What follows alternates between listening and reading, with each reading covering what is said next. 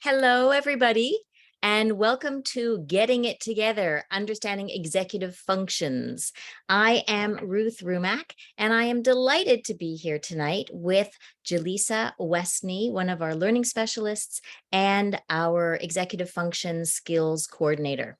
So I think we're going to get started. What do you think, Jaleesa? She's there. Hello.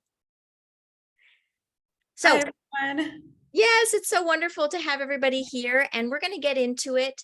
I'm just going to give you a little bit of administration to begin with. We will be recording this session, so there will be a copy of this, and usually it takes us a couple of days to just trim off the ends and make it look fancy, and then we will send it out to you so you'll have a record of everything that we're talking about. There will be a lot of information coming your way. I describe it as drinking from a fire hose. There's so much that we could talk about tonight. I think, Jaleesa and I were saying we could talk for hours about this and still not get through all of it.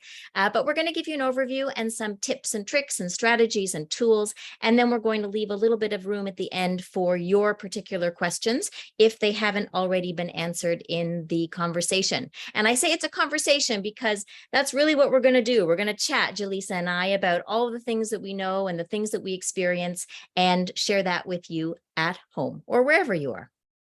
All right. I asked in the chat if you would like to share the ages of the students or the children that you're thinking about tonight. That'll give us an understanding of who's out there and who we're talking to. And maybe we can be even a little bit more specific. I also want to say thank you so much to everybody who sent their questions in ahead of time.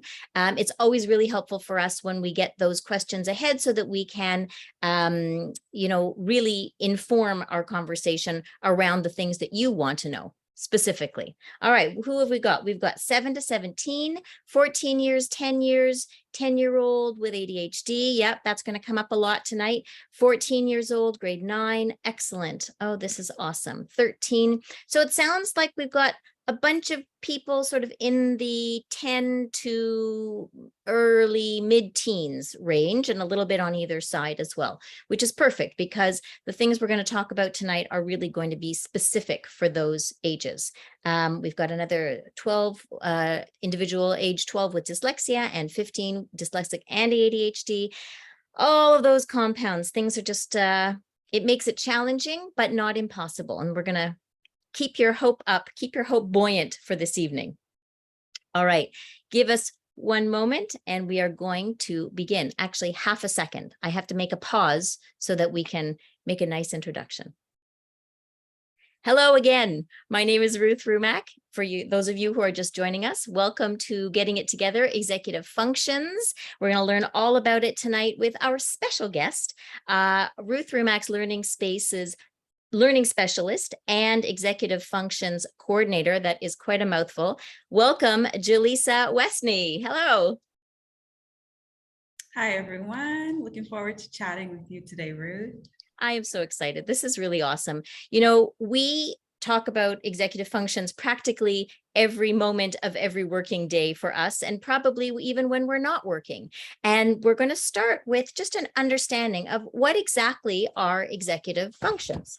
Well, they are officially a set of skills that are needed to plan, initiate, and complete tasks, and they do include an emotional component. You can see on the screen that there are a lot of different skills involved here, and in fact, this isn't even all of them.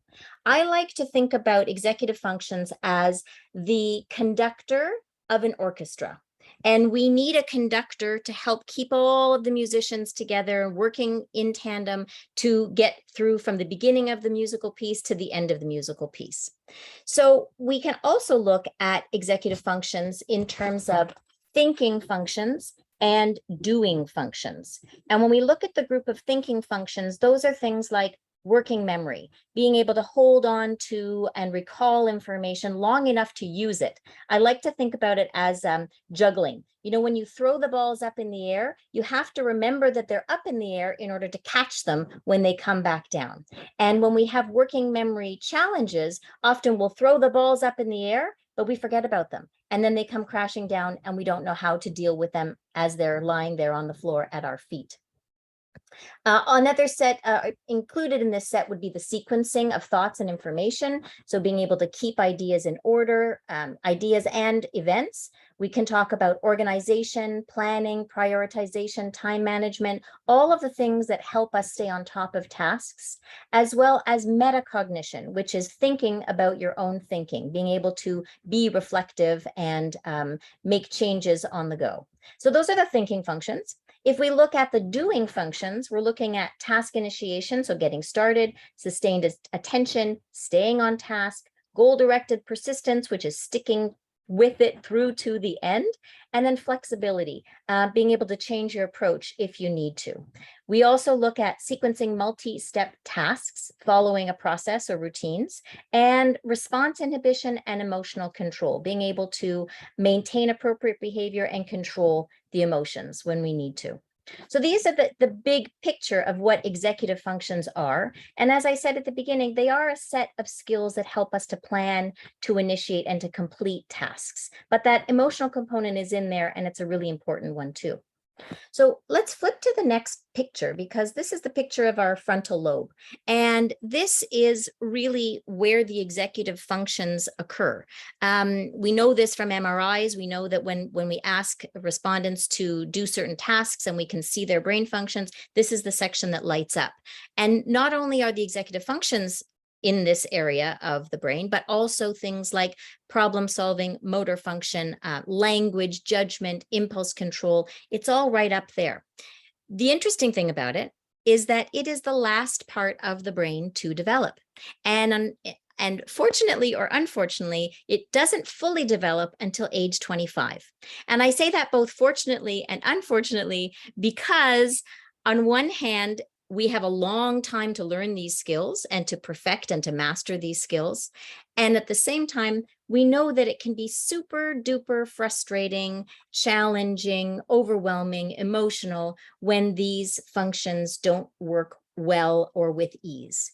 And part of this idea that we don't fully develop until age 25 or later is hopeful, because it means that we can put strategies in place to practice these skills, and we have a long time to get that right. So I'm going to, let's just look at the next piece of things. We understand now what weak executive functions, well, what executive functions are. But what do weak executive functions look like? And before we dive into that, I do want to say, I want to acknowledge that weak executive functions are always present. I can't say always, but are generally present, most of the time present in individuals with ADHD. And they also can be present in individuals with other types of learning challenges like dyslexia, dyscalculia, memory issues, working memory issues. And they are frustrating, and they're hard to get through. And we also know about the ADHD brain that it matures 2 to 3 years later than same neurotypical peers, which makes it even more challenging because we have a child who may be 12, but their maturity level could be working, or their executive functioning level could be working at a 9 or 10-year-old level, which makes it difficult for them, but also difficult for the family as well. However, despite the challenges, I do want to remind everybody that there is hope, and that these are learned skills, and that we can work on them over time. So let's think about and talk about, what do executive functions, weak executive functions, look like? All right, well, my parents say to me on a regular basis, they share their challenges of routines, morning routines, and evening routines. That seems to be a really big part of the challenge, which is getting out the door in the morning and getting back into bed at the end of the day, and any transitions in between. We often see things like chaos, really, dawdling, can't find the thing that they're looking for. They won't move on to the next task. There may be tantrums and meltdowns. These are very common things. And I'm hoping and imagining that some of you at home are nodding your heads going, yeah, I see that. I see that. Jaleesa, what are some of the things that the families that you work with count as challenges on a daily basis? Yeah, of course. Thank you, Ruth, for the intro. But first off, I would love to just kind of build off of what you were saying, and how weak executive functions or executive functions as a whole can be seen as like a bridge. And that bridge is kind of like the motivation between you and the thing you want to do. And for some people who struggle with executive functions, having that bridge of motivation might be missing a few panels, or for some kids, it might not be there at all. So just have a person standing there with a thing in front of them and have no way to get there, because even if there's a value placed on that goal or that thing that needs to get done, the ability to kind of jumpstart and get yourself going can just not really be there for some people who struggle with ADHD. So that might show up as not knowing where to start or how to start, or stalling out, you often see, or missing due dates and things just kind of piling up and creating now a new sense of anxiety because things are piling up. You know that you have to do them, but you don't have the motivation to do them, but you know they're important. And then it creates almost like a dread around those things, which can just kind of build on top of each other. Not really knowing what to do or where to find things when they're assigned tasks from school, especially with a lot of kids being on Google Classroom or Brightspace, or sometimes having a combination of the two. Some of my students have not really known where to find things or where to go to find things, having the Google Classroom and the Google Calendar and all of these other modalities that they're using could just kind of also create that overwhelm too. And I think it's hard for parents also, when we talk about, it sounds like you're talking really about managing the workload, managing assignments, and keeping track of everything that needs to get done, and also finding where it is. As parents, we get overwhelmed because, even I have a 13-year-old daughter, I have a 30-year-old, and I have a 13-year-old, and my 13-year-old's school uses Google Classroom, and I use Google Classroom all the time, but I still find it challenging to have to go into every single course, open it up, take a look at what's going on, making sure that, she's on top of things, that she knows what's happening for her, and I know what's happening for her. And we still miss things, even though that's my job, that's my expertise, but it takes a lot of patience and practice, I think. And that's going to be the theme for the evening, is really patience and practice until we master some of these skills. All right. So what about the emotional control? And, we've talked about some of the physical and tangible things like keeping your stuff together, finding assignment sheets. But what about the emotional side of things? What do you see there? Yeah, I also just want to acknowledge real quick what somebody mentioned here in the chat. What about the opposite of dawdling and procrastinating, such as rushing projects and so anxious about deadlines that they don't do their best work? That as well, it can be the procrastinating and then the panic at the end. And sometimes some students, I find, they thrive in the panic and the chaos, and they kind of need that urgency to get them motivated and Yes, to get start the, the bridge. yeah. Yes, but then that's not really like a long-term way to function. But this as well, where it's, the deadline is there and you're just trying to get the thing done without trying to come back and edit. I was just speaking with a parent today about their son and how there's this perfectionist sort of tendency to want to get the work done the first time.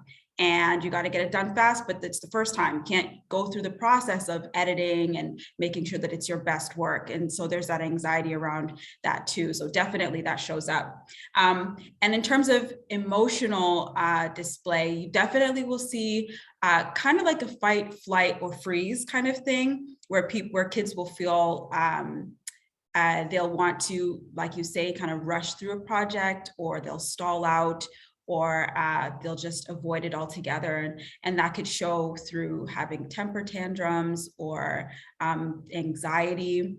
And sometimes I'll hear students say things like, I've got it, I know what I'm doing, and giving them the space to go through the process that they said they understand, and checking in only to find out that they stalled out there as well. And with all And of wait, these I'm things, going to interrupt you because, yeah, the term stalling out, let's define that. What does that mean to you, or what do you see? How do you see that come up? yeah, and that to me has literally just been a student sitting there and looking at the thing that needs to get done, or not.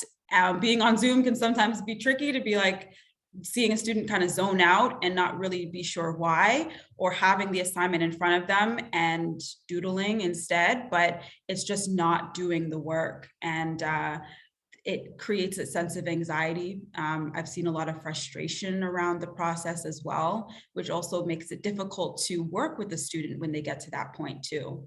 So it's a lot of And that. I think for parents even more so because, our children who love us so much don't always treat us with the same kindness as they may treat somebody who's outside of the house. And I know this, from my own experience, both working with students and having a completely different relationship around homework with that student than that student would have with their parent. And often the parent says it's not fair. Like I love them, I support them, I want to be there with them, I want to guide them, but it's very hard for them to take direction from me. So that's when they hand it over to us and they say, okay, we'll take your cue. You help me help my child. And then that seems to sort of circumvent the angst and the push and pull between parents. And as a parent, I've seen that because, sitting down with my own children, there has been frustration as well. And I have to remind myself of all the good techniques and strategies and take a deep breath and say, okay, let's just take a break. Well, we're going to come back to this in a moment and realize that obviously that child is having issues, a challenge. There's something that's not flowing for them at that moment. And we have to recognize that too. So that leads to the next part of our conversation, which is the emotional side. We know what it looks like. But how does it feel for the individual and sometimes for the parent as well? Yeah. So I'm just going to share my screen here. Oh, and here is the image here. Here we go. This is what we call the wall of awful. And everyone sort of has one. And it's built up by these words that we see here, the feeling of anxiety, guilt, worry, shame, disappointment, and failure. And these bricks can be built up over time through experiences. And so as our students kind of experience life, go through different levels in school, and have assignments piling up over time or failing tests over time, it can create this wall of dread between you and the thing that you have to get done. And no matter how simple the task may be, sometimes this wall can feel so heavy that students have a hard time getting over it or getting through it. And with that, getting through or over that wall, we have ways to build what I call handles or doors through the wall to help get over it. But a part of that is first acknowledging that we all have one. And a part of getting through or past the wall is acknowledging a change in mindset. Instead of seeing yourself as the failure or disappointment or all of those things. We work with our students to help them see that you are trying to climb the wall, and that kind of active language can help change a perspective on having a hard time with starting something. And then on top of that, helping to create doors or handles to climb that wall. And this is through incentive like music or rewards or vacation, which we'll get into a little bit later. And even accountability, creating a community around our students, from our relationship to the home relationship to the in-classroom relationship, for students to feel that they're not alone when tackling these things, and to have people constantly checking in on their well-being and the process of getting over these walls. It's interesting that it's really not just the kids, because as parents we feel this way as well. And I've talked to many parents who dread homework time. Like, it's not fun. There are tears, there are meltdowns, there could be screaming and shouting, there could be hiding under tables. And I've seen it, in my own home. There's falling off the chair and crawling under the table just to get away, just to get a little bit further away from the work that needs to get done. So we do have to do a few things. We need to honor the fact that there is real frustration there and there are real blocks. And when somebody has a weak executive functions, their brain does not process information or does not give them the chemicals that actually help to focus long enough or at the time that they want it. I heard it described that, an ADHD brain is inconsistent in its neurotransmitters, and those are the chemicals that help us use our executive functioning skills. And it's difficult for a parent who can watch their child sit for 4 hours and build the most incredibly detailed Lego creation. But then when you ask them to do 10 minutes of math homework, it's an absolute meltdown, and the child is unable to sit down for long enough. And a parent will say to me, but I don't get it. Why can my child sit for 4 hours and do Lego, but not sit and do something like that they need to do, that they know that they have to complete? And the explanation, psychologically or neurobiologically, is that when we are faced with tough things, a neurotypical brain will be able to bring up that neurotransmitter or that chemical at that moment that they need it to sit down and get through things. An ADHD brain, does not have the same control to be able to call up that neurotransmitter as quickly or as efficiently as they would like it to. And therefore, we have to understand that part of it is a brain function, and part of it is also learned skills. And the good thing about executive functioning skills, as we've been saying, is that they are learnable and that we can continue to practice them for many, many years. And over time, children, students, and even adults can change their outcomes by practice and persistence. And I'm just looking at my notes because we look at it in 3 stages. When we teach a child something new or a new skill, we like to look at number one, providing explicit instruction. So that means giving and explaining the information very clearly, directly to that individual, modeling what it looks like or what it should look like, and practicing. We might use visual cues, which we're going to talk about in a bit, as well as auditory cues, as well as, as you said, motivation by music, all sorts of things that we can use. But that first stage is explicit instruction. And we cannot assume that our kids know how to do the thing that we're asking them to do. Take, for example, cleaning your room. Some kids like things in a certain order. They like things in a particular way. They always put their toys back in the same shelves and we don't have to worry about it. And then there are lots of kids that really have no interest in keeping a tidy room or tidy playroom. And when you say go clean up your room, well, what happens? Things kind of get pushed in a corner or shoved in the closet. I hope some of you are nodding at home to that too. But what I like to think about is, if we want to teach them how to clean their room, we have to teach them step by step. We have to tell them that your first step is going to be pick up all the dirty clothes, put them in the hamper. That's your first step. That's it. Once you've done that, we'll do the next step. Next thing is you're going to look for wrappers, candy wrappers, garbage. You cannot imagine what I find in my daughter's room, and my son's room too, and he's 30, but I don't clean his room anymore, or with him. So all of these explicit instructions and practice over time, that's stage number 2, lead us to the third part, which is the independence. So we start with the explicit instruction. The second part is guided practice, doing it with them, and then gradually pulling back, giving feedback and checking in. That's the reflective part, which we're going to practice a little bit later. And then the third part is leading towards independence. And have hope, because over the last 25 years that I've been in this field, I have seen quite miraculous things happen. Not quickly and not without effort, but they do change. So if you are a person at home who is concerned that you are going to have to be your 14-year-old's assistant for the rest of their lives, it gets better. I can promise you that it gets better. Okay, so let's talk about solutions now. And I'm going to talk a little bit about the challenges of being late for school or that morning routine of getting out the door. Because as I was saying at the beginning, wow, this is a hard thing for a lot of families, is to get everybody out the door at the same time. So for younger students who may not be reading yet, we like to use, and older students as well, but you have to, figure out what works best for your family and your child, a visual cue. And something like these little pictures of eat breakfast, put on shoes, put on your coat, they can be set up in any number of ways. You could put them as cards, little laminated cards or cue cards that are pasted vertically or horizontally. You could put them on a strip of paper with a clip, paper clip, or a butterfly clip, or a clothespin. And as the student or child does the activity, they move the clothespin along so that they can see where they are in the process.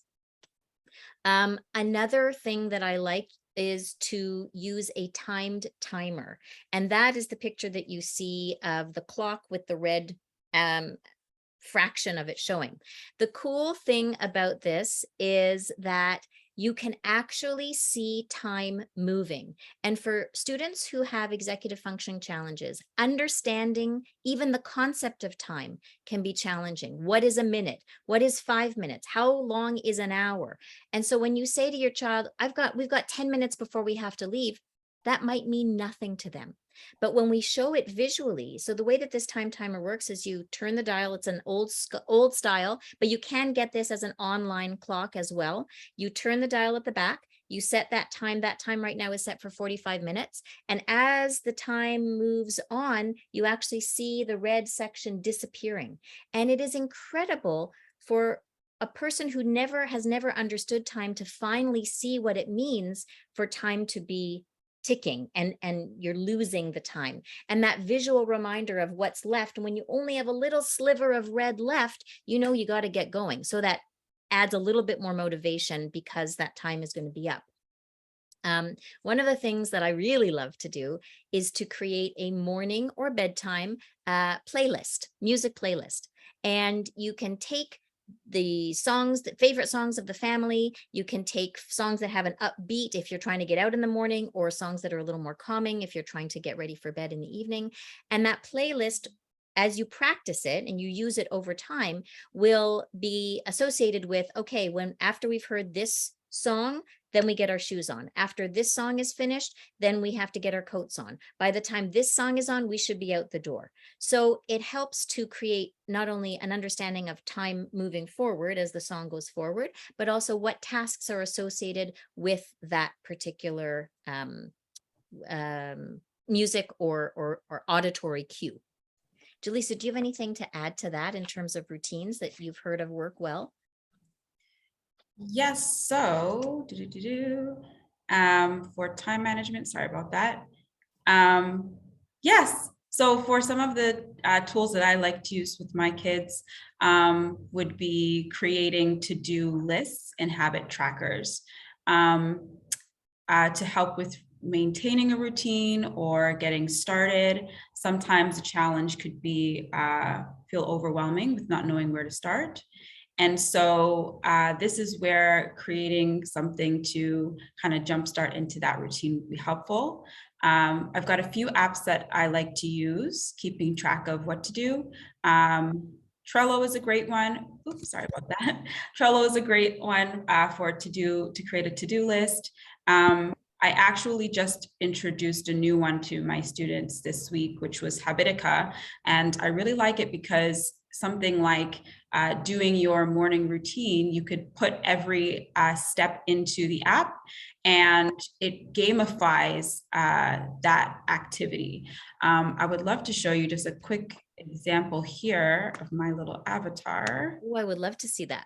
Yeah, so this is what the app looks like. You create your character and you create habits that you want to build into your life over time.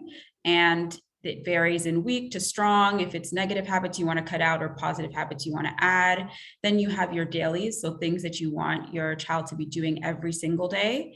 And then you have like your one-off to-dos. So these are things I added just for today. But for something like getting out the door, getting dressed, brushing your teeth, making sure all of those things are done, you could add them to your daily checklist. And the incentive is that you are literally creating a game. So every time that you complete a task, you would increase in your health. And if you don't complete the task, then you would lose health and your avatar would eventually die.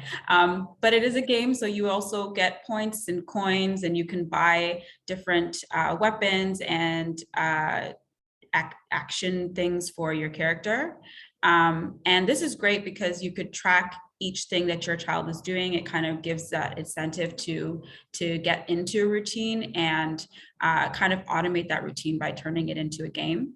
Is Uh, this something that you would suggest doing with your child? Is this something you're doing with your student, or is it something that they brought to you? Yeah, so I've introduced these to my students, and the cool thing about this app is you can create a community in it. So you create something like a guild where you have multiple people in a group, and anytime that somebody doesn't do their activity, then the other people in the group lose life as well. So, Ooh, see, right. there's some connection there. You have to do it for the group, not just for yourself. That's right. And it creates that accountability, and also kids like to keep their parents accountable too. So if mom is doing her to-dos and the child is doing their to-dos, then it creates that accountability. And then it also acts as a way of modeling, like you said. So you're guiding your child to the things that they should be doing every day by keeping them accountable to the things you're doing as well. And I that's, want to go back to this idea of to-do lists or lists in general. So, yeah. in terms of, we were talking about the morning routines or the evening routines, having that set out, that visual, anything to do with organization. I mean, I am a huge list maker. And I remember my grandmother was a huge list maker, and she used to make her lists on tiny little slips of paper. You'd find them all over the house, and then she'd gather them up and they'd be in a pile on the dining room table. And she would keep those lists until she'd crossed them all off. And then when that paper was done, she'd, go to her next little piece of paper. But that is such a helpful tool for our students in general, and especially the kids with ADHD who have working memory issues, or who have the task initiation issues, because when we can see it laid out, and there are many, many ways that we can lay it out, right? We can lay it out as a list with just a bunch of tick boxes. We can do it by hand. We can do it like, real. We can do it virtually. And there are so many different apps and different pieces that we can use. So Trello, this is part of the Trello board, is that right? Or is Yeah. this Billy? This one's Trello. Yeah. So talk a little bit about Trello for keeping track of assignments and to-dos.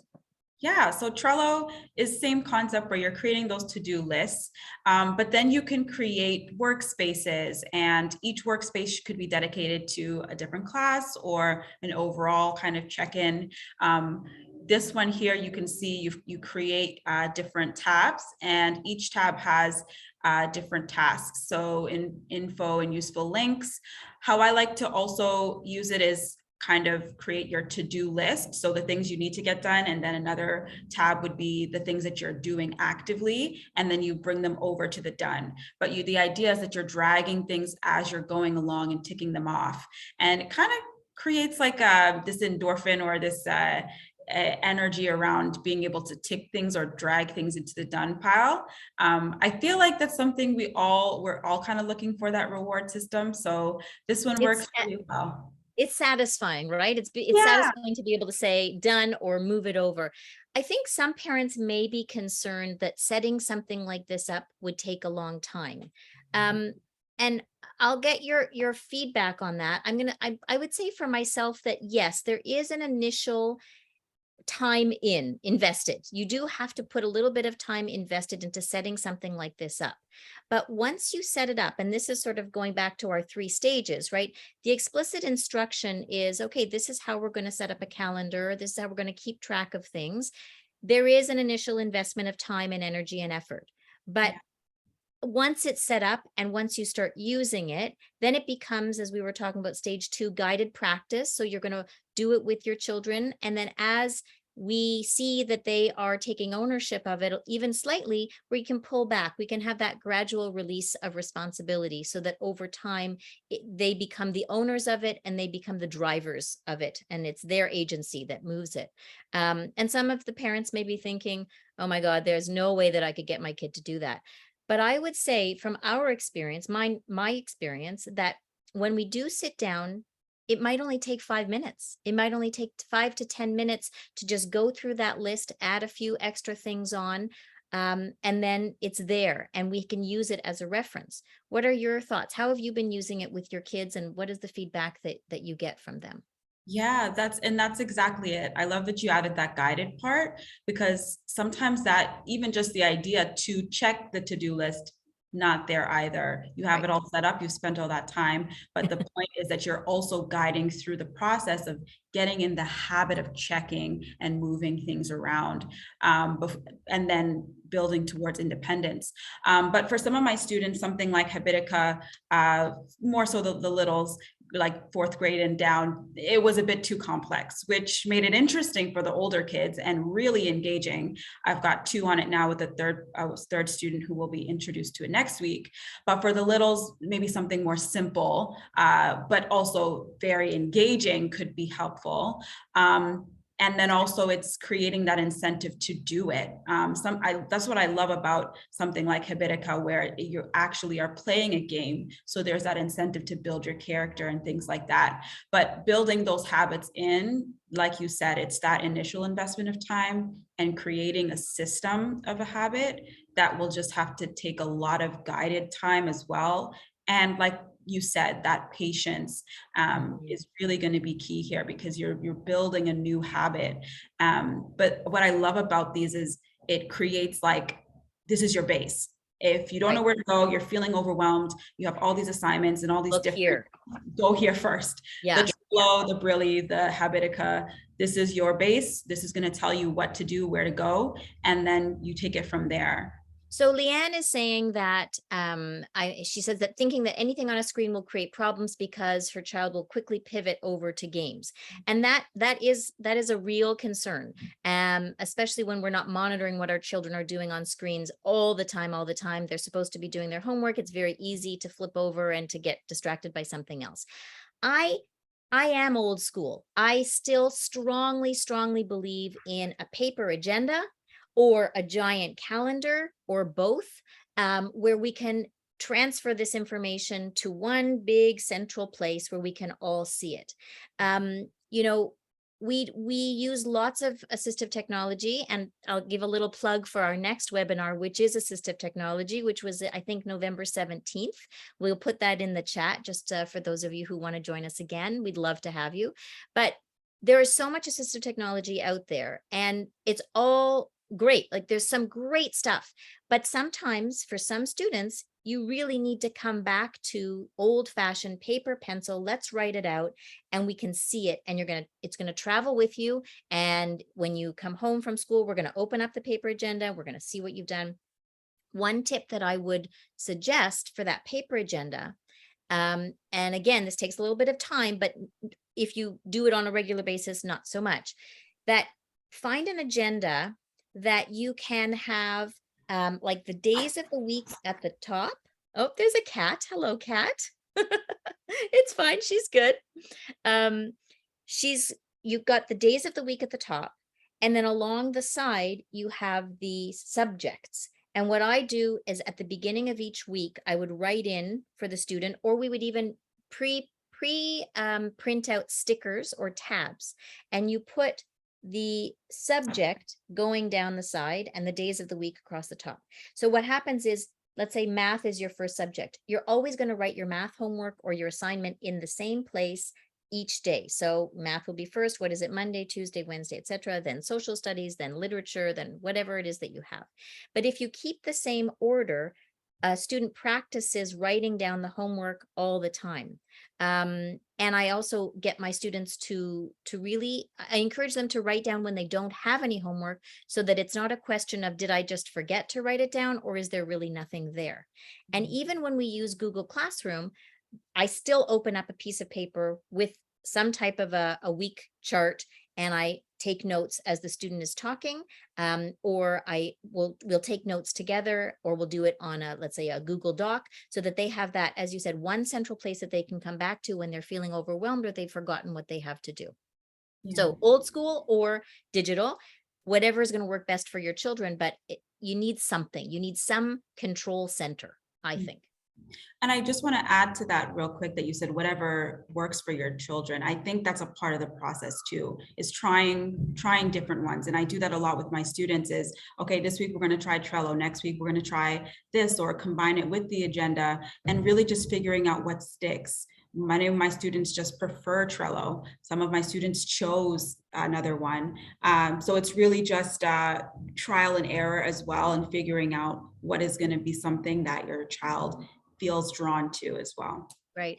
And reflecting is a challenge when you have weak executive functions. Um, reflecting and being, using your metacognition, thinking about your own thinking, what's working, what's not working, how can we change it, and being flexible to change if it's not working are all parts of executive function. So if somebody has weak executive functions, those things are going to be difficult, but again, they can be learned and practiced, and with good guidance and with perseverance and some grit, we can keep moving through it. Okay, I feel like we're getting stuck at the very beginning, but there's just so much that we have to talk about. I told you guys, I told you that would happen. All right, let's go to, do we want to look at time management? Oh, let's talk a little bit about Pomodoro and time management. Yes, the Pomodoro method. Now, there is an actual app for it and a clock, but for most of my students, just having a good old timer is fine, or even including that visual timer that you mentioned, Ruth. But the Pomodoro method is a way to increase productivity, to avoid the long 3 hours of trying to get work done but not really getting much done within that time. The Pomodoro method is working 20 minutes on, 10 minutes break, or 25 minutes of work with a 5-minute break, and cycling through that for about 3 to 4 times, and then taking a hard break before you do it again, depending on how much work you need to get done. But this strategy I've seen it work really well for a student who does tend to stall out, build anxiety. The wall of awful is really big, insurmountable, and there's a pile of work that needs to be done.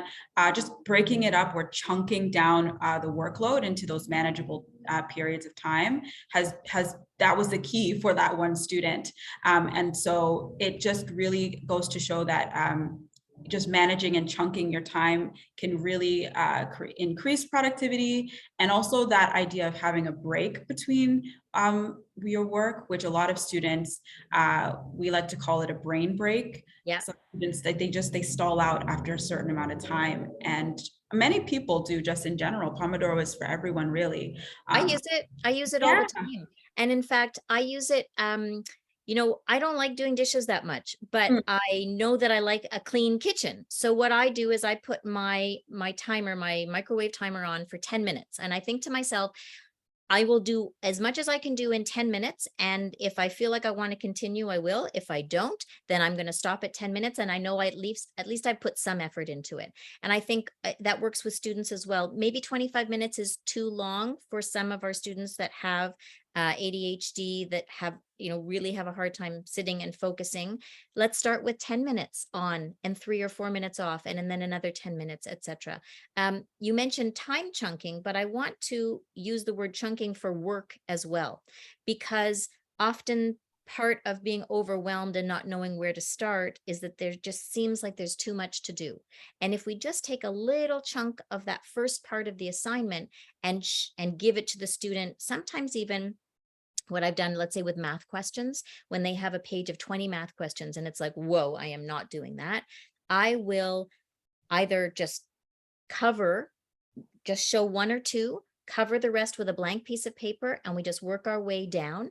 I might even photocopy it in a large version, so it's bigger and they've got a bigger workspace, and then cut it up and just give them one at a time. Or just cut the page in half and say, we're going to do this half now, we're going to take a 10-minute break, we're going to come back and do the other half after. But time chunking and assignment chunking is really, really useful. And when we have to know our kids, and when we see that they're starting to break down and they're starting to melt down and it's just getting overwhelming and too frustrating, that's the time to take a break. Could be a brain break, a body break, where we like to move around. At Ruth Rumack's Learning Space, you'll see kids jumping down the hall on giant bouncy balls and throwing hoops and doing all sorts of things to keep their energy up, but also expend some of their energy so that they can come back and focus. And we base that on a lot of brain research that says, if you do 20 minutes of exercise before you start working where you want to be able to concentrate, you have a higher threshold for concentration and a longer concentration period. So I highly recommend, before sitting down to do homework, go for a walk, go play basketball, run up and down the stairs, do something that's active before you want your child, well, get them to do it before you want them to sit down and concentrate for a longer period of time. All right, let's take a look at what our next one is. What have we got? Another big challenge is organizing school materials and the stuff that comes with school. And I've got a couple of quick suggestions for that. And then I also want to make sure we can talk a little bit more about behavior and emotional control before we open it up for questions. So a couple of things. Organizing school materials. Oh, we've got some great visuals here. Excellent. I like to color code.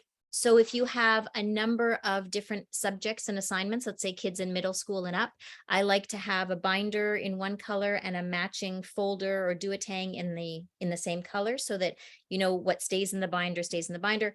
Tabs, labels, anything that helps a student to categorize the work within the binder is helpful. And these are some things, the pictures here show an organized locker. Somebody in the chat earlier said, would it be helpful to show pictures of what an organized space looks like or a clean room looks like? And I say, yes, absolutely. So if you can take a picture of what it should look like. I remember some kindergarten, it was in a kindergarten class where they had, their workstation. They drew an outline of everything. Or my grandfather did this in his workstation in his basement, where he wanted to put the scissors. He drew an outline of the scissors so that he would know A, where to put it back, but B, if somebody took his tools. That's how he would know if something was missing, because there was something missing from the shape. So anything, again, that's a visual reminder, or the checklist of things that need to be in the bag at the beginning of the day, or at the end of the day to come home in order to work on it at home. Sometimes I've actually created little visual reminders, laminated them, punched a hole in them, and then put them on a ring. And that ring lives on either the inside of the backpack or the outside of the backpack, if the child doesn't mind having it out there, of visuals of what you need to bring home, a picture of the agenda, a picture of your winter coat, for example. I'll just say quickly, I did have a conversation with a parent who said to me, can you believe it's the middle of winter and my child has lost their winter coat? How do you come home in the middle of winter without a winter coat? And I said, well, what happened? And she said, well, he told me that he threw it up in the air and it just never came back down. That is So amazing. those are real challenges. Like, those are real challenges. So, sometimes we have to remember to bring our winter coat home, zipped up on our bodies. What else? What's our next visual? What else do we want to show? That was some time management. So this is chunking. Okay, we'll come back to this in a second. Let's talk very quickly about what else do we want?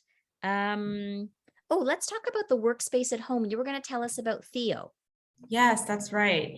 Okay, so we could first talk about sorry about the sound. Guys, my cat is going a little crazy. Some of the challenges that might come up with the workspace at home, where we see that disorganization, a little bit chaotic, student being easily distracted, or the space is just messy. Creating a space that a student wants to go to could be a complete game changer. And having that isolated space for studying that kind of meets all of those things, that makes a student feel productive, relaxed. And for example, I had a student who needed those sensory things around them to feel relaxed. And in communication with their parents, I found out that in their bedroom, they have mood lights and cozy couches and things of the sort. So going out of my way to create a space in the office where it had a lamp and soothing music and plants and the student was actually very much into interior design. And so it did make a huge difference for his productivity to be in a space like that. And it just allowed having that sensory experience for him to be in a space that he wanted to be, so that he could feel a little kind of jumpstart or create a handle in the wall, in that wall of waffle. This is a way of creating a handle or creating a door. I would add to that, we do a lot of things at Ruth Rumack's Learning Space to create an environment, as you're saying, that meets the needs of each child. And so from one student to the next, we may have to switch something out, turn down the lights, turn on the lights, move the chairs around, swap out. Instead of using a chair, maybe we're using an exercise ball instead. Instead of using a rolly chair because that's too distracting, we're using a stool, all sorts of different things. So we want to create that environment at home as well that will allow for optimal concentration.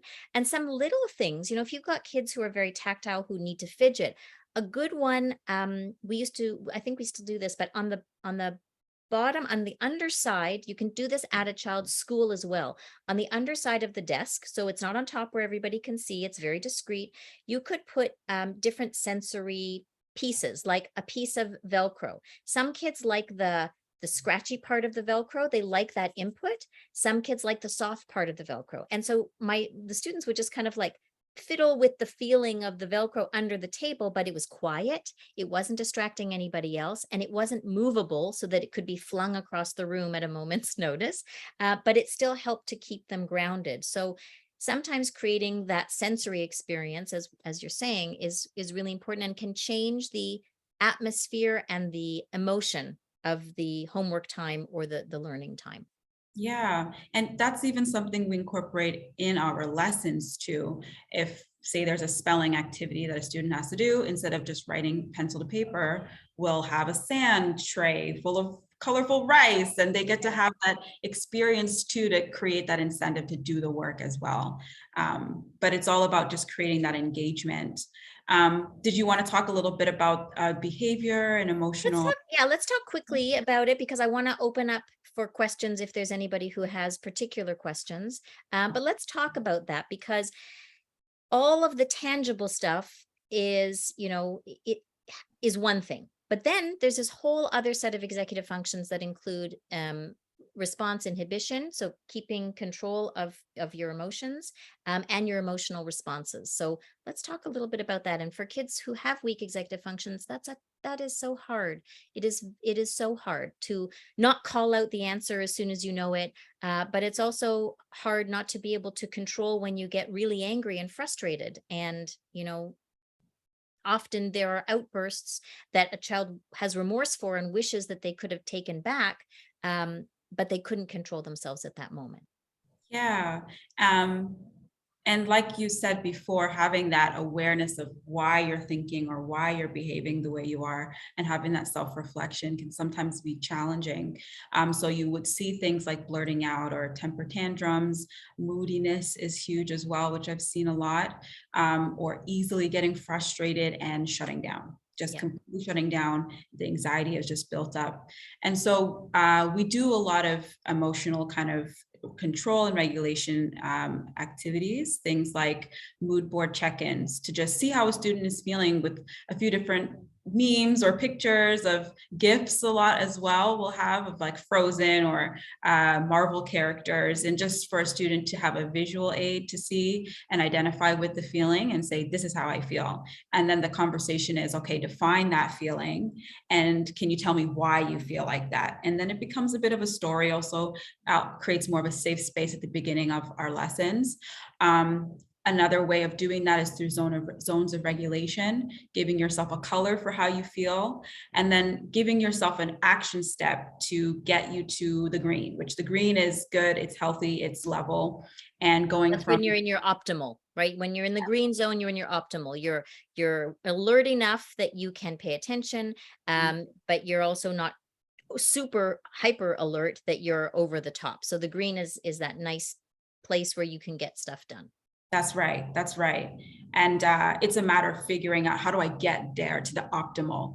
And each zone has their own activations, and things like grounding, which through the 5-4-3-2-1 method is a great tool that has worked really well for some of my students. Breathing activities to bring down the anxiety and just become aware of your surroundings is really helpful. And then something like self-advocacy at the end of class to say, well, this is what was hard for me. This is how I feel about it.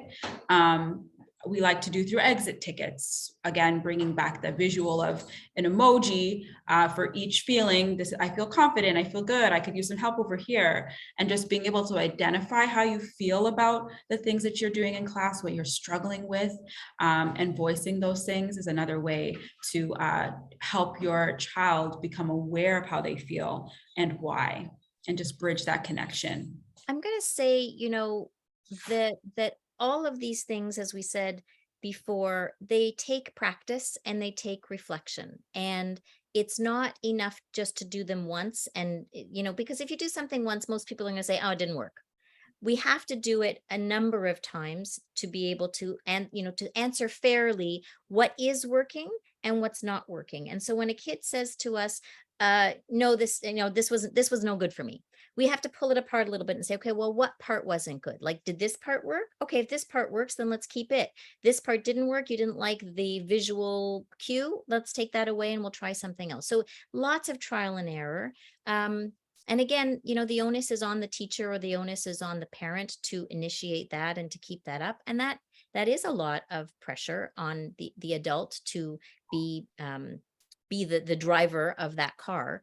But over time, it does change. And over time, once you find something that works, and you've seen it with your students, even in the last few months, how things change for them when they actually start to buy into the benefit to themselves. Everybody wants the benefit to themselves, right? What is it going to do for me?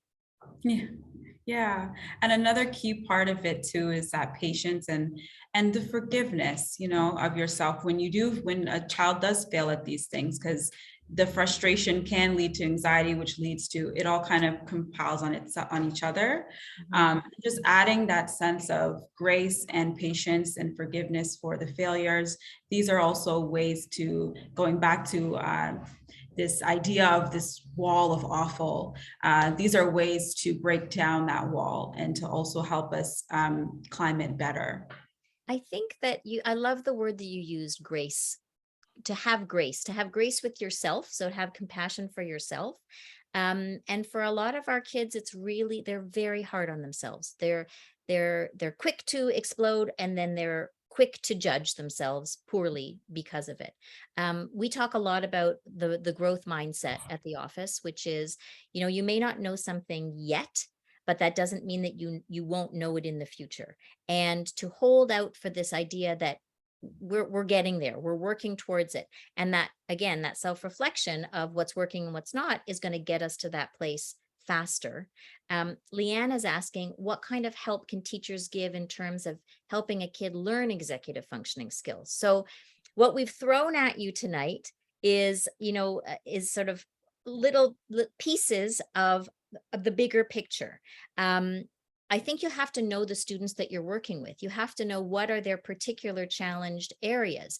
Is it a challenge with working memory? If it's a challenge with working memory and they have a hard time holding information in their brains, that's going to come out in all kinds of different things, from, reading a story and being able to recall the facts, to, hearing what the instructions were for an assignment and then not being able to remember what to do when they sit down at their seat.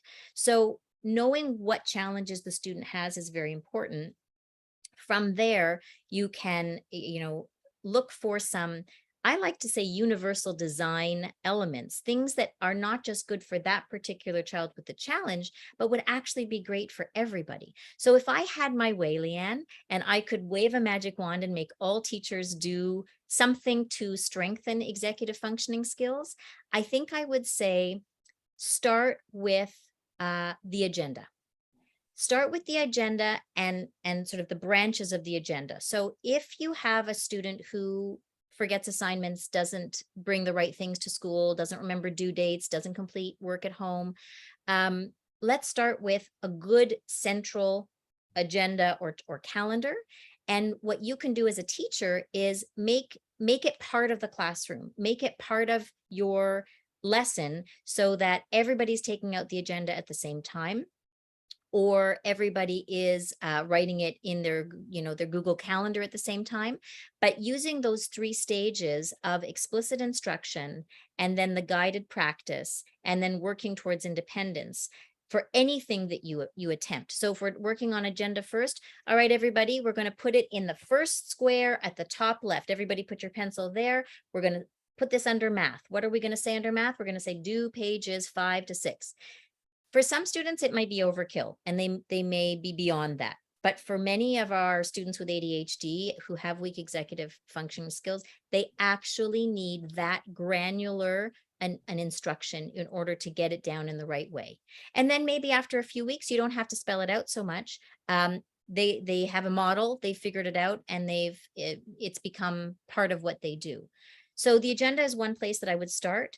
And then I would also work on study skills. So when you have a test coming up, if you've got a quiz, do the quiz and then give a review sheet, and then making sure that you're taking the review sheet up in class so that the students have the appropriate answers to look back at, and then model, if that review sheet matches with what the test is going to be, that the similar styles of questions and similar format, our students will have a model of what they're expected to learn and how they are to approach each type of question. So again, that explicit teaching of when you have a multiple choice question, what do? A multiple choice question is different than answering a short answer question. And answering a short answer question is different than answering an essay question. So we have to give our students the explicit instructions for each type of thing that we're asking them to do. And then again, over time, and what's good for the student with executive functioning challenges will be good for the whole class too. Some kids will need more of it or less of it. I hope that answers your question, but Leanne, if you want to stick around afterwards, we can continue the conversation about it. All right, I'm going to do a quick wrap up, and then we're going to leave things open for questions. So what do we do to teach our students and our children these executive behaviors? We want to target the desired behavior and make a plan with your child. We haven't really talked about that tonight, which is involving the student and getting their input and their buy-in, because we want to make sure that it's something, again, that's working for them, that they're interested and motivated with. And Jaleesa, you were saying that, when sometimes you use GIFs or pictures, from the internet or something. I like to choose the things that have meaning to that child. So if they love Marvel characters, we can do a whole wall of Marvel characters. If they love something else, whatever it is, if they're really into music, find something that's appropriate. So if it has more connection to the individual, they're more likely to be interested and use it as a tool. So engaging our students in the process is a big part. Completing that routine together a number of times, multiple times, before expecting the students to do it by themselves. It's not good enough to do it once and say, well, you should know, I told you. Our students don't work that way. They need more. Reflect and discuss. So making sure that you get their feedback on what's working and what isn't. And you're teaching them, you're modeling for them what reflection is when you're doing that. Make the accommodations, change things, try something different. When you try something different, you're practicing flexibility with them, which is another aspect of executive functions. And you want to give your child the space and the time to achieve this independence. So gradual release of responsibility, not all at once, a little bit at a time, checking in, making sure that they're still coping with the level of independence that you've given them. And then I would say, lots of praise, lots and lots of praise. You are doing so great. I love the way that you wrote that down in your notebook today, or I love that you've underlined and dated everything for the last week. Way to go. Keep it up. This is going to help you stay organized. Or I'm so glad that you looked in your agenda and you remembered that you have a test in 2 days. Great. We can work on your study notes together. So praise, praise, praise, lots of hugs where appropriate, lots of high fives, lots of smiles. And in those moments when it is frustrating, to take a deep breath, both you and the kids, and take a break and step back. And maybe this is not the moment to attack that particularly hard thing. Maybe you need to wait until the next moment when things are a little bit calmer and come back to it. Yeah. Yeah, Jaleesa, any parting closing thoughts before we open it up for questions? No, I would just echo everything you've said there is patience, grace, praise. I would say coaching a little bit. I love to tell my, especially the competitive ones, like you've got this, like you can be better the next time. That sort of positive reinforcement always works and is always helpful and always needed as well. But yeah, this was great. There's nothing so satisfying as, taking a situation that was really heavy with emotion and fraught with anxiety and despair, and over time changing it into something that, it's funny, like a student will not necessarily acknowledge how far they've come Mhm. because it's their new normal, right? Like when we're trying to get to another level, there's this ceiling of complexity where we get stuck and we're pushing against it and we're pounding against it, and suddenly it breaks open. But when you get to your next new normal, you're like, oh, that no, that's not me. I don't do that. No, I'm good. I'm good. And then there's another level, but that to me is satisfaction when a child gets to the point where they're not frustrated or pounding against the ceiling of complexity anymore. They've broken through that to the next level, and now that's just normal. Yeah, well, why wouldn't I do my homework every night? Pff, come on, Ruth, what's wrong with you? Yeah, And then we have another challenge to work on. that's Okay, so I want to thank you, Jaleesa, for joining us and for your expertise and sharing your stories. And now I will open it up to our lovely attendees. If you have a question, please put it in the chat and we will be happy to answer any questions that we can. We would love you to stick around and stick around for the questions. I find sometimes, we've given you an overview of the best things that we can think of for the time that we have, but the questions always elicit new and different challenging ways of looking at things. So that's always fun for me. It's exciting. The element of surprise. Okay, who is going to surprise me? There are 24 people left on this call, which is awesome. Give me something. Send it my way. So Samantha says, thank you so much, Ruth. Really informative. I'm so glad. Thank you, Samantha, for joining us. And I didn't actually talk a lot about what we do. So I'm going to put that in while you're writing your questions. We are an academic support center. We work online so we can work globally. As well as we do in-office work, which is in Toronto at Midtown and in Midtown Toronto. We offer one-to-one support, which is very personalized. I think you probably get the feeling from our conversations that we take a lot of, we invest a lot in our students in terms of our time and our thought, and every student has their own curriculum with us and it's tailored to their particular needs, how they learn best, their learning style, their individual academic needs. And we create goals with the student and with the family and with the school in order to help them get to the next level. We also do group classes, so you can register for an existing group class. We have things like written expression, how to write paragraphs, essays, research essays, keyboarding, which is all important, especially for those kids who have a hard time with the graphomotor. We do math classes, executive functioning. We have an executive functioning class where we take all of these skills and we distill it down into, I believe it's a 10 lesson class.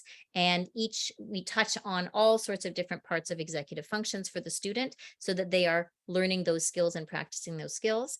As well as test preparation if you are going to make your way into a private school, or if you're going to a university in the United States and you need to do the SATs or the ACTs, etc. Entrance exams, we do it all. All of our teachers are certified teachers, and they are a wonderful, wonderful bunch of people, educated, experienced. Jaleesa is just an example of our lovely group of a team of educators. And we really take every child's needs personally and seriously. So that's where we're at. Okay, I'm going to go and look at the chat. And Arjun says, thank you very much. Well, thank you for joining us. And what else do we have? Paula says, any recommendation for a paper calendar to use? I appreciate all the info and your time. Lovely. So, oh, I just I'm going to step out of camera for a second because I'm going to show you something if I can grab it. But before I do that, here's the thing. So many of the calendars that are on the market are very busy. Like they're busy, they've got stuff in the corners, and we often just make up our own for our students. And you can do it sort of as a weekly thing. Like I said, I like to have a week view. So when you open up the page, you can see the whole week at a glance. Sometimes for some students, having a month at a glance, first of all, the squares are too small because you can't write stuff in it. And second of all, again, it's overwhelming. You lose track of where you are in the month. So a week at a time, an agenda that's not too thick. I would avoid something that has like leather bound or really thick paper, because most kids don't want to lug it around with them. So we want to make it easy for them to carry, and something that is spiral bound so that not the spine shouldn't be glued together, but it's spiral so that you can open it up in a half and it won't bend. The least amount of writing possible and big squares. So if you were going to create your own, I have often thought of making up my own agendas and selling them through the office, just because we make so many variations for our students on a regular basis.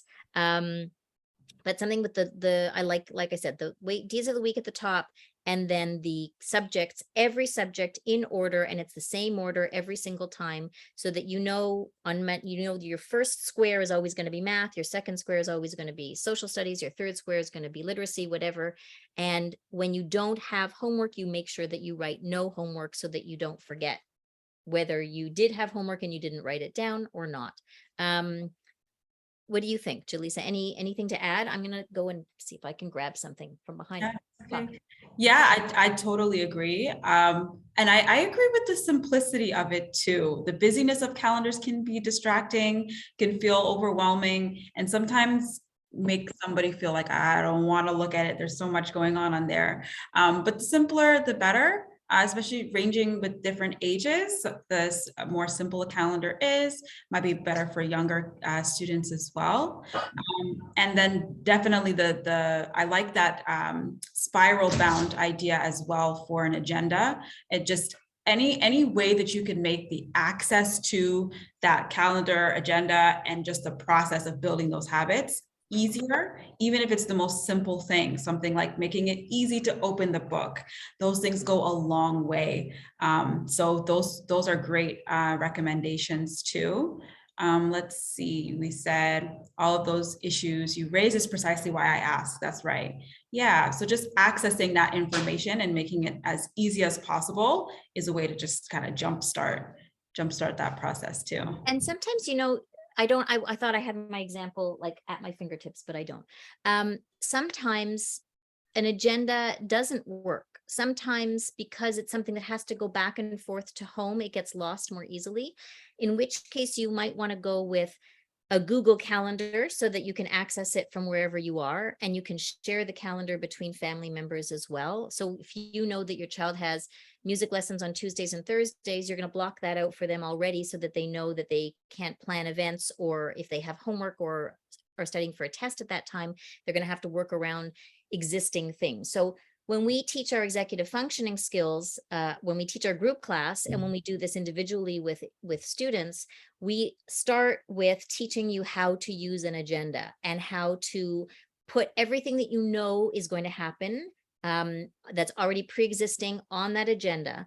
And it's amazing how once you put music lessons, soccer practice, one-to-one academic support on there, when you put things like family trips or visiting grandma, and you can see it visually laid out, a student recognizes, oh my gosh, I don't actually have as much time as I think to finish this project. It seems like it's a week away, but if we actually look at all of the empty spots, there are fewer than you might have expected there to be. Yeah. So I would just add too, if possible for older kids, putting those Google calendars on the phone so that there's notifications coming up, and the idea of checking in is not a manual thing to bring the computer and the laptop. It's a part of your life. You update it here and there, and it just makes it, again, that access easier too. So I had to throw that in there. I love that. I mean, we love assistive technology. Like I said, I will go old school, but I also rely on the technology that's out there.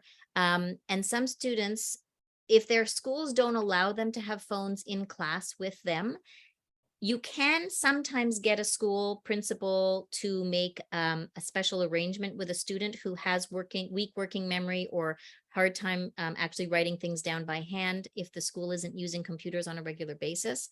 And my big suggestion is to have a student take a picture of the classroom chalkboard or whiteboard. So if the teacher has written homework down and they haven't had a chance to write it, or their graphomotor skills are very weak and it takes them a long time to write things down, just snap a picture of it and then it's saved to their photos. When you get home, you scroll through the photos and then you take that information and you put it on your calendar. But then there's no debate as to what the teacher said or how the assignment is supposed to be done, because you've got an actual record of it right there in the teacher's own handwriting. Oh my gosh, there are so many other things to teach. That's why it'll take like a week for us to get through all of them. That's why we created a course. Okay, let's just see. I have Tara says, any recommendations for children that struggle to maintain focus in class? How do you get them back on track when they lose focus and get distracted? So a classroom is a very busy place, and there are a lot of noises and there are a lot of things that visually can take your attention away. Or if you have if you're not a child with ADHD, with the hyperactive part of things, but you have an inattentive challenge of staying focused and your mind wanders, you don't even need anything to distract you. So how do we do it? I think some quiet ways of doing it. And remember, we always want to respect the students' privacy and respect who they are as a person. But some of the tricks that I've used in the past is coming closer to the student and standing, like, let's say it's a group situation, I might come and just stand next to the student. I might put my hand on the desk, or I might put my hand, depending on the relationship with the student, I might put my hand on the back of the chair just as a reminder that here I am and here we're listening and we're looking. I would also pay attention to the pattern of that student. When do they get the most distracted? Is it at a particular lesson type? Is it during math? Is it during reading? Like, sometimes we're going to get more distracted when we don't like something, or we're bored with something, or it's too difficult for us. That's sort of a signal to the teacher that maybe there's something going on. And if you can record when they're getting distracted the most and what their behaviors are, maybe that will give you a clue as to what they're struggling with or they need support with in some way. Do you have any other, I'm going to keep brainstorming. Julissa, do you have any other ideas for keeping a student focused in class? Yeah, I like the idea of the sensory things that you mentioned earlier on in our discussion, having those little tactile things for students to kind of draw their attention. If they are getting distracted, having fidgets, which, like you said, having that in the class can sometimes be a problem, but that's something that we use as well. Fidgets, having brain breaks, and then the integration of technology is using things like focus apps as well. But yeah, I feel like just having something, I've had some students who the reason why they would get distracted is just because they were sitting for too long and they couldn't do that. And so they just needed something to be moving. And I actually had one student in particular who was very, very, very busy, and he was an athlete. So his energy was up, up, up, and he was very chatty, very sociable and charismatic. And so every part of the lesson was engaging. We had to keep it up, gamify it a lot. And But moving. yes, and moving until I put him in front of a marble tray thing where he could just be busy with his hands. And then his focus was channeled there. And so the busyness he was fine. He was able to focus his energy and do the reading, for example, because his hands were moving and he was kind of focused on something else too. So it really is figuring out, like you said, what is the distraction, what what makes your child or the student tick, and just kind of playing around and using that. Yeah, look for patterns because they will come up. You will see the same or similar behavior at similar triggers with, and you want to figure out what is the trigger and then what's underlying. You always think about the iceberg, and that trigger, the behavior is just the tip of the iceberg. What's going on underneath the water is really what we as parents and educators have to figure out, because if we can figure out what's going on under the water, then we can mitigate some of that behavior before it even happens. So if we know that, a child can't sit for more than 10 minutes, really at the max, then if we have a variety of activities for them to move around, to make your classroom more accessible to moving, or we just say to them, you don't have to sit in your seat. I mean, I love it.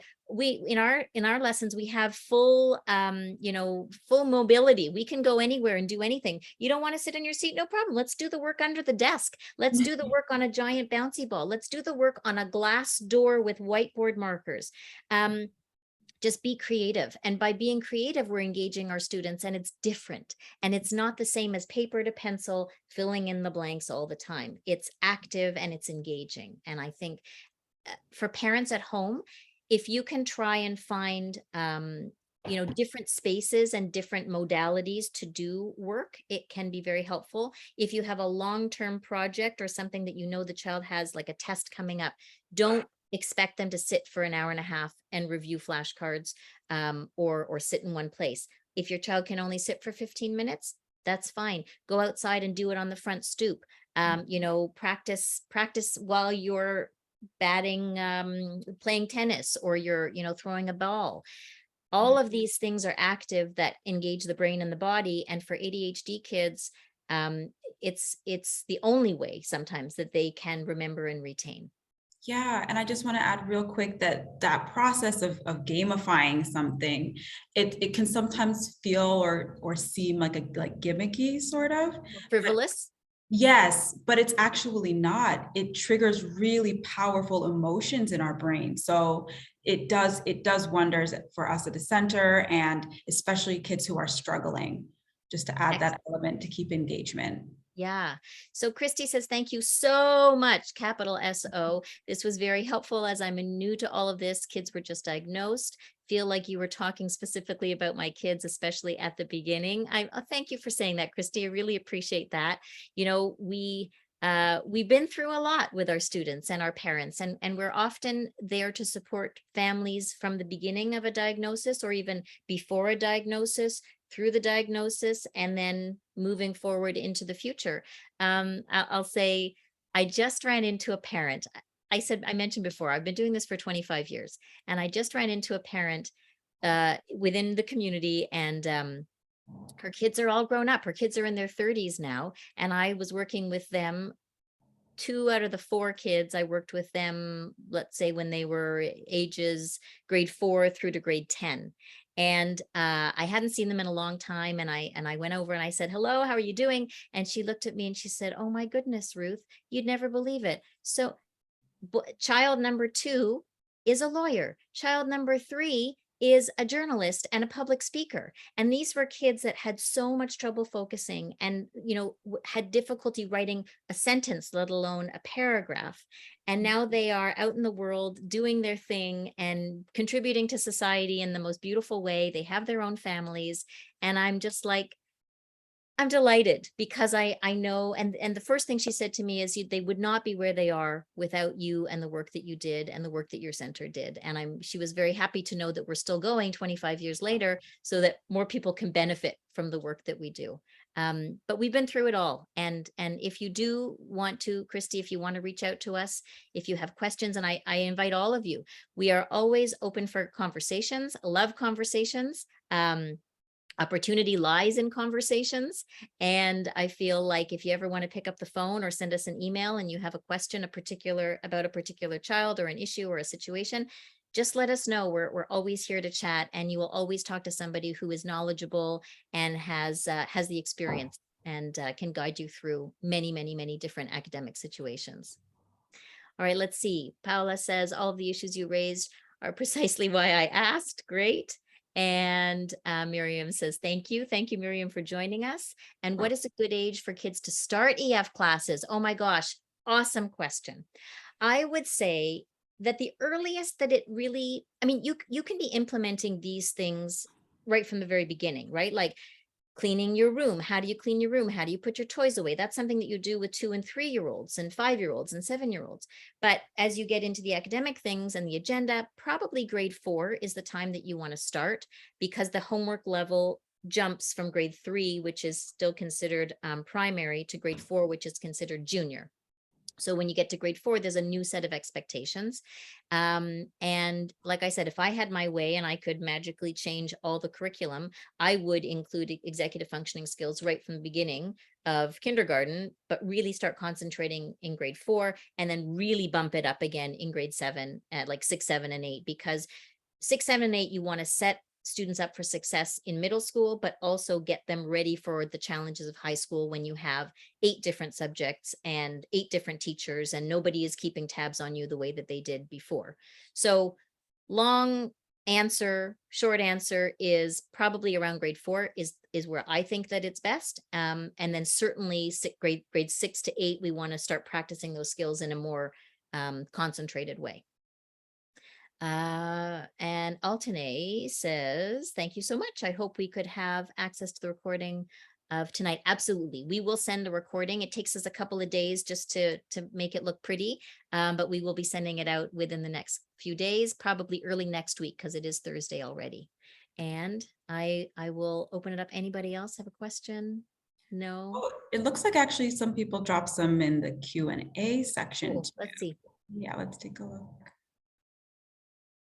Awesome. All right. We have a question about tips for igniting motivation. Well, I think that had a lot to do with has a lot to do with that engagement.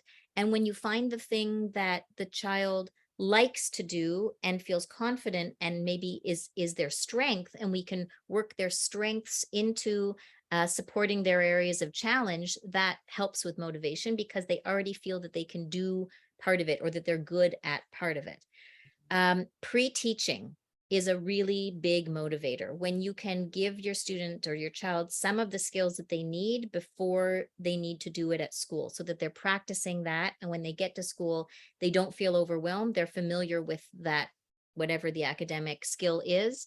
And then just in terms of motivation to get the homework done, a good incentive can go a long way, you know, whether it's I'm thinking of some incentives, screen time, special treat.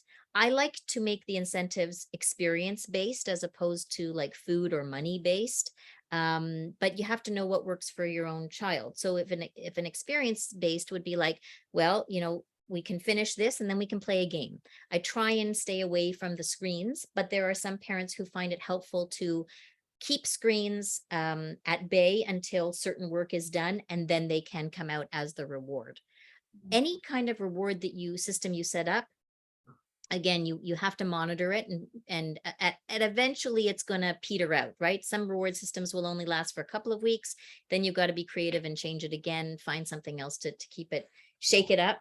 I find the ADHD brain really likes the element of surprise in some cases, and they like things to be new and different. So some people like things to be the same. I mean, there's that flexibility issue, but there are a lot of students who like the new. They like the excitement of something different, and they get bored really easily. So we don't want to keep the same incentive going for too long.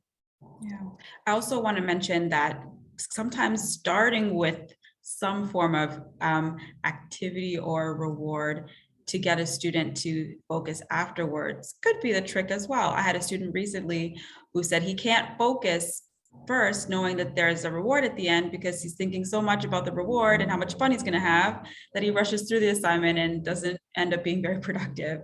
And so something we could consider exploring is having the reward before, so that you're just getting, or using a more research-based way of doing some kind of physical activity to get a student energized, and then to sit and focus afterwards. So exploring some of those ways of doing it could be helpful too. Well, some people like to eat their dessert first, right? I mean, as long as you go back and you eat a full, nice, healthy dinner afterwards, what's the difference sometimes? I don't know. Miriam has a really good question, which is her daughter has an agenda from school, which is good, but she doesn't check it. The agenda holds her accountable, but it raises her anxiety and she feels judged and over monitored. And she resists using it. And they're looking into tools like Google and Trello, but then she has to master both systems. And that's another burden. So, yeah, it feels unfair. And things are more challenging for her than other kids, and I totally hear that, and I see that a lot, where just sometimes getting the student to articulate what is happening in class takes a long time at first, I would say. But it is one of those things that I have seen tremendous changes over time, and if you do keep on the same track, try and use the same system for a period of time. Like it could be 3 weeks to a month, maybe longer, but maybe that's too long if it's not working. But we need to see that it's going to start to become ingrained. And of course, we don't want it to be an overburden, and we don't want her to feel judged. It's such a tricky one because there is a list of stuff to get done, right? There is a list of stuff to get done. And if just trying to think of a different way that's not paper and that's not digital, that would still be helpful but not feel overwhelming. Would it be better, instead of a paper thing, to have a giant whiteboard and to put the information on a whiteboard, or one of those giant write on, wipe off calendars? It's probably got to be very specific to her, because she's got to figure out where that feeling of judgment is coming from and how could we mitigate that. That would probably be, and I don't remember, how old is your daughter, Miriam? If you tell me how old she is, if she's a high school student, then you can have a different kind of conversation. If she's a grade 4 student, then you may have to scale back the conversation a little bit in terms of her understanding of herself and her own needs. Tara said here, could she record it in a voice note? And I was actually going to mention that as well, as using the technology again, but I had the same student who prefers to put his agenda in Alexa and use Alexa to keep record of things because it's easier. And he also has graph motor challenges as well. So he just prefers to just tell Alexa what to do, throw it in the calendar, don't think about it, and she'll remind you when the time is to do that. I love that. I love that. That is awesome. So Miriam says her daughter's 11. So, okay. So we don't want to overburden her with too much technology. You're right, because that's going to get also distracting, but I love the voice note idea. I'm going to have to research that. How do you get Alexa? So you can tell Alexa to put it in your calendar? Yep. She'll put it in for you. Yep. I love it. Oh, see? And he's 10 years old too, and that's what he prefers to do. So, and she's 11, I see. So that might just work. You can give it a try. Trying. I mean, yeah. The end result has to be the same, right? The end result is somehow we're capturing the information and somehow we can refer back to it. Yes. So we have to figure out how to capture it is the first part. So if she doesn't want to write it down, or she doesn't want to be responsible for it with a pen and paper, then maybe the voice note is best, but we do have to have some way of referring back to it. And then, Miriam, maybe that is where you create the visual tunnel for her. So if seeing all of it is too overwhelming, then just look like at chunking back to her. She's still young, so just chunking back to her one thing at a time. Like, okay, today, right now, we're only going to think about math. Let's just do the math. You've got one thing to do in math, and we can break it up into 2 settings or 2 sittings, something like that. So maybe at this age, she still needs you to be the chunker, and then over time, she will either gain more confidence and be less anxious over it, and or learn how to chunk it for herself as well. And again, white piece of paper, top and bottom, or just take a little piece of it and blow it up and put it on a separate piece of paper so it doesn't feel like it's so much. Yeah. Oh, I just thought of another thing. You could also take it and like put it on cue cards, just one item on a cue card. And that might seem like it's too many things, but she may realize that if it's just one item and she takes one cue card and does it at a time and then rips it up, maybe that would be more satisfying to her. And then she can see that she can get things through things faster than she thinks. I love that. The I ripping things. Yeah. Oh, like visual, like Yes. get it out of there. Okay. What else? Miriam says, this is great. Yay. You see, it takes a village. It really takes a village to share ideas and to come together and brainstorm. And Tara says, sometimes the space in the agenda is very small, so coming up with a short form format for each day helps. M for math. Yeah, that's right.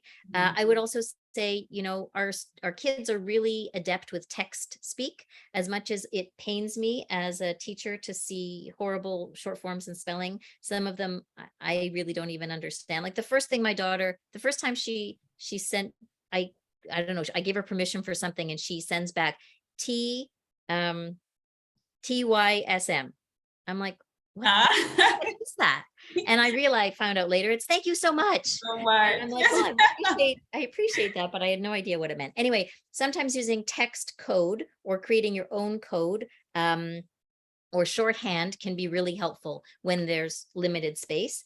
And if the space is limited, then maybe you want to get a bigger format agenda so that your child doesn't feel like they have to get scrunched up in the small box. Either way. I think ripping things up would be a good way of expressing their frustration and could be satisfying. Totally. Love that. I do that. I rip paper a lot, I must say, and I enjoy it. I do find it very satisfying. I feel like I need to add that more into my life. Yes. Ripping paper? Yes. Giving myself a reason to. Yeah. And some kids will actually, they will rip the pages out of their agenda as the week is done. Oh, that's And I nice. don't mind that because it makes the agenda smaller over time, except that you have to make sure that there was nothing that was left over from a week or 2 weeks before that didn't get done or didn't get transferred. So just make sure that whatever they're ripping up, they're not overzealous and are taking away things that they actually need. All right. Anybody else with a question or a comment? Yeah. Ooh, all right. Well, I am going to say thank you very much. I'm going to say thank you, Jaleesa, for joining us and sharing your expertise. And if anybody has any questions, you can always find us at ruthrumack.com. And we are always happy to answer the phone or answer emails, info@ruthrumack.com. And we're here